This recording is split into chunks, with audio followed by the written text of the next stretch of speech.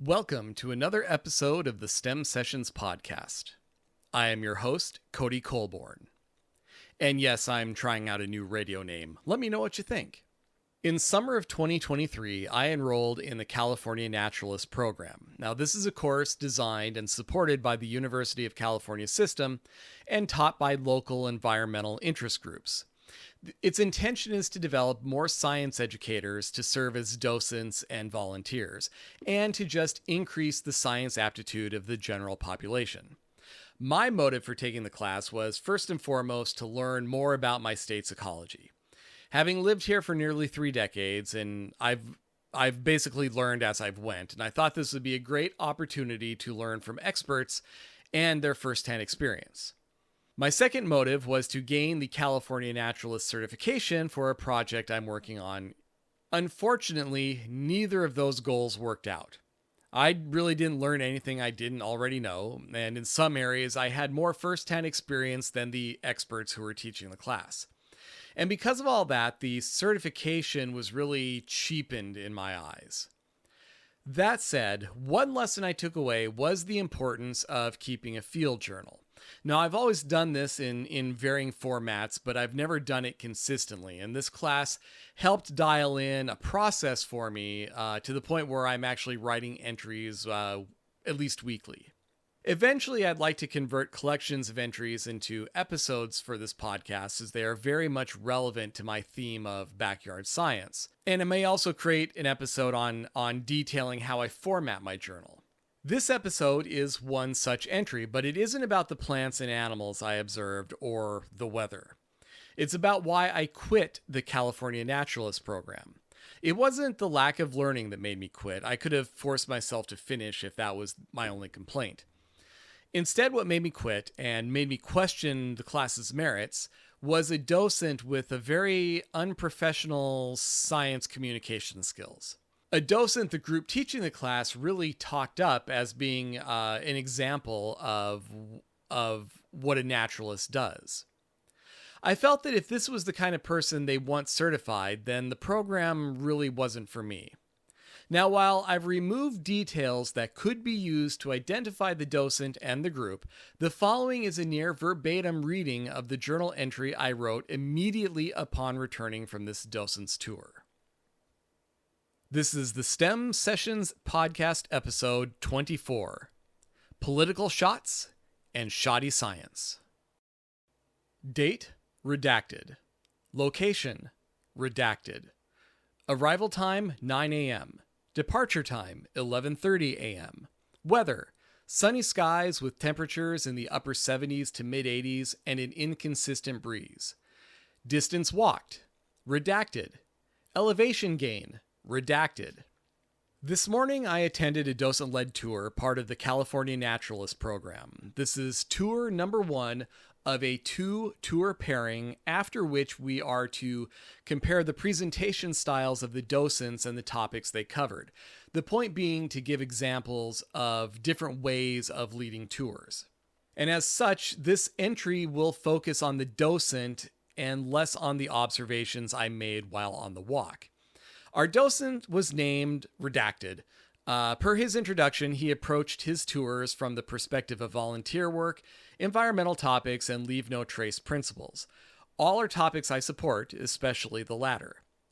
Unfortunately, he also invoked cheap political heat to drive home his points, and that really ruined the tour for me. I'm the first to admit that my politics are atypical of someone interested in a naturalist program. I strongly support issues pushed by Democrats, and I strongly support issues pushed by Republicans.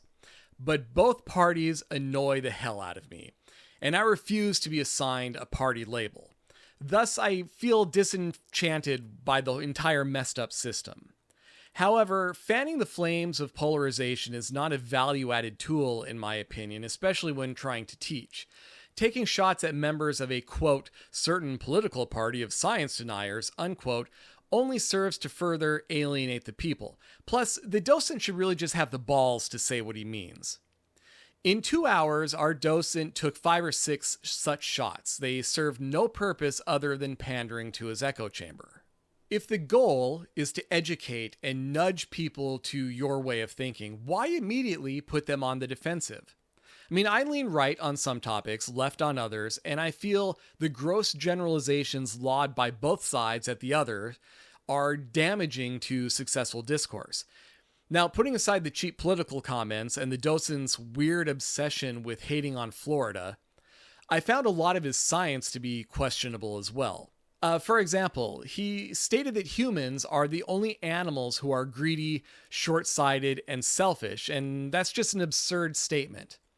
Observations and logic show the opposite. Humans are perhaps the only animal capable of caring for the population beyond their immediate family group. I mean, take a look at wolves. They take care of pack members, but still jockey for dominance within the pack. And they also fight other packs to claim territory and resources. I mean, heck, my two rabbits, who are spoiled rotten and devotedly bonded to each other, will still bicker over their breakfast pellets every morning because they can't understand that their food is not a scarce resource. Our docent also told apocryphal tales of how and when black mustard arrived in California, when he could have easily shared data and observations made in actual studies trying to answer that question. Adobe bricks from Spanish missions have been analyzed, and bricks made during and after the late 1700s contain seeds and pollen from black mustard plants, while bricks made earlier in that century do not. This shows black mustard was likely introduced in the mid to 1700s. Our docent's tale of introduction involves settlers planting it along the trails as they headed west so their cattle had something to eat. And that just seems very illogical to me, since very few settlers traveled all the way to California in the 1700s. And when our docent spoke of the famous Long Beach earthquake of the early 20th century, he admitted he didn't know the exact date, but placed it in the 1920s. When another visitor who was walking by our group at the time stated it was in 1933, rather than looking it up on his phone, our docent doubled down on his assertion it was the 1920s. So I looked it up. It was 1933, and I corrected him, and he brushed it off as not being that important. I also found his talk of leave no trace to be in conflict with his actions. While at a large sage plant, he encouraged us to break off a leaf or two and rub them in our hands to better smell the oils. Now, I realize that sage is plentiful and in no danger of becoming rare. In fact, it often needs to be trimmed back to keep it off trails. So a group of 10 people, each removing a sprig, is definitely not going to harm the plant long term.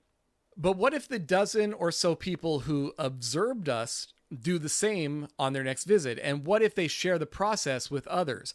What if they don't limit themselves to sage, but pick a more sensitive or more rare plant? Or heck, even a toxic plant like poison oak. There is absolutely personal judgment calls one makes when practicing leave no trace and engaging with nature. But the entire point of leave no trace is to prevent that type of compounding impacts. Just because one has completed a California Naturalist program doesn't negate their potential impact, as unintended as it may be. And this includes picking up wild animals for show and tell, which our docent admitted to doing frequently for groups of school kids. I'm now debating whether or not to continue with the program. I mean, they already have my money and it's too late for a refund, but I'm just completely soured on it. The cheap political shots bothered me, and the shoddy science bothered me even more. I mean, should I even tell the organization my thoughts on the experience, or just drop it? I mean, I am pretty heated at the moment, maybe too much to think clearly. I guess I just need to chew on it a bit. Okay, enough of the complaining. The highlight of the tour was seeing a California king snake. Now, I've only seen a king snake once or twice before, and certainly never as close as this one was. Based on its size, it was a younger one, probably born the year before. It slithered across the trail in no hurry to get anywhere, about 200 feet from the footbridge. I also hosted a hitchhiker for a bit on the tour in the form of a fig eater beetle. I allowed it to crawl on my pants until it tried to get under my shirt, and then I decided it needed to find another host. So, species observed for this trip: the California king snake, or Lampropeltis californiae, and yes, my Scientific name pronunciation is horrible and will always be horrible. And the fig eater beetle, most likely Cotinus mutabilis.